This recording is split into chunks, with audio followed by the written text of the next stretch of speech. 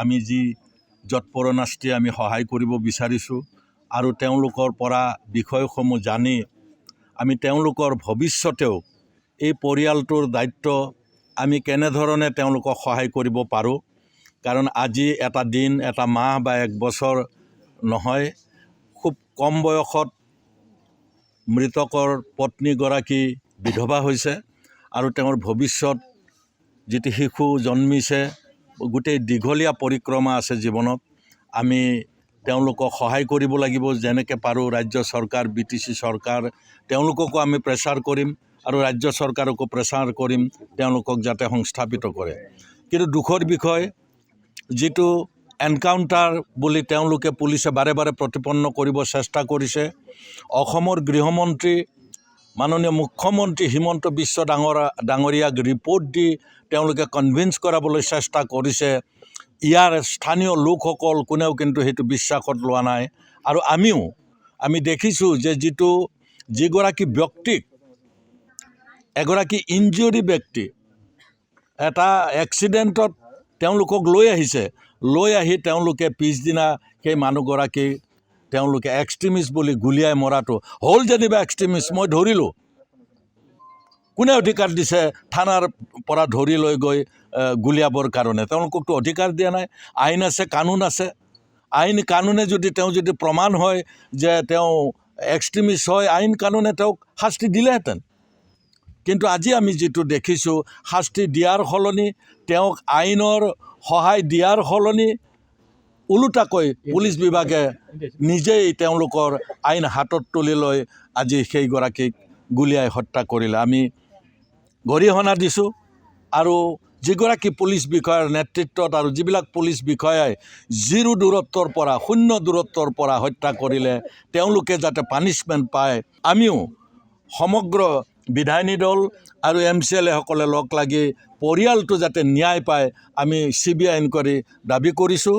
লগে লগে আমি এইটোও বিচাৰিম যে সমগ্ৰ BTC এৰিয়াত যাতে শান্তি বাহাল ৰাখে, কোনো যাতে নতুন উগ্ৰপন্থী দলৰ জন্ম লৈ প্ৰতিবাদ কৰিবলগীয়াৰ পৰিস্থিতি নহয়, সেইটো ৰাজ্য চৰকাৰ আৰু BTCত থকা চৰকাৰখনৰো কিন্তু তেওঁলোকৰ দায়িত্ব আছে। ৰবিৰাম বড়ো ডাঙৰীয়াই, নাৰ্জাৰী ডাঙৰীয়াই এইমাত্ৰ কৈছে যে পুনৰ সংস্থাপন হ'ব বুলি বহু চৰকাৰৰ ওচৰত তেওঁলোকে চাৰেণ্ডাৰ কৰাসকলে আজি তেওঁলোকৰ নিজৰ জীয়াই থকাৰ পথৰ কাৰণে তেওঁলোক চিন্তিত হৈ আছে। আমি কেইবাবাৰো অসম চৰকাৰত এইবাৰ হৈ যোৱা এছেম্বলিত আমি কুৱেশ্যন দিছোঁ।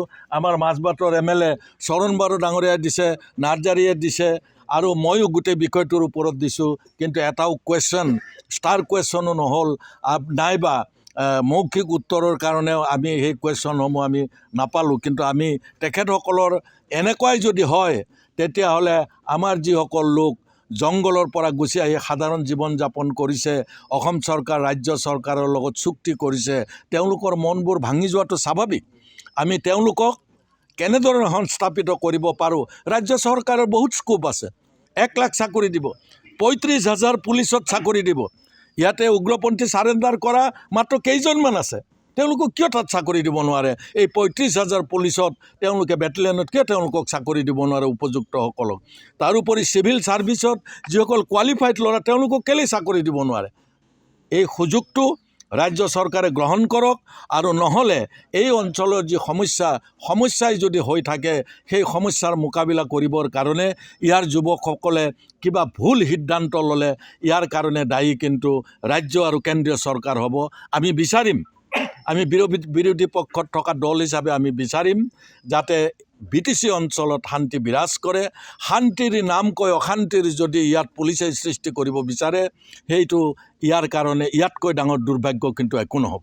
তাৎক্ষণিকভাৱে যিটো এটা মানে কমিশ্যনাৰ লেভেলৰ পৰা ইনকুৱাৰী কৰিবৰ কাৰণে যিটো কমিটি বহুৱাই দিছে, আমি সেইটো বিৰোধিতা কৰাৰ কোনো প্ৰশ্নই নাহে। এইটো চৰকাৰে তেওঁলোকৰ দায়িত্ব কৰিছে। এতিয়া ৰাইজৰ ডিমাণ্ডটো এতিয়া চৰকাৰৰ ফালৰ পৰা শুনাৰ প্ৰয়োজন আছে। আমাৰ বৰ্তমান অসমৰ যিখন চৰকাৰ আছে, আমাৰ এই অসমৰ ভূমিপত্ৰ খিলঞ্জীয়াবিলাকৰ হিতৰ কাৰণে কাম কৰিব বুলি কৈছে। ট্ৰাইবেল বা জনজাতিসকলৰ পিছ পৰি থকা জনগোষ্ঠীৰ কাৰণে কাম কৰিবলৈ এই চৰকাৰখনৰ এটা এজেণ্ডা আছে, দায়িত্ব কৰ্তব্য আছে বুলি যিহেতু কৈছে, এতিয়া আমাৰে ইয়াত জনজাতি মানে ট্ৰাইবেল আমাৰ বড়ো ভাই, নিৰ্দোষী বড়ো ভাই এজনক গুলীয়াই হত্যা কৰা হ'ল, দুজনক গুলীয়াই হত্যা কৰা হ'ল।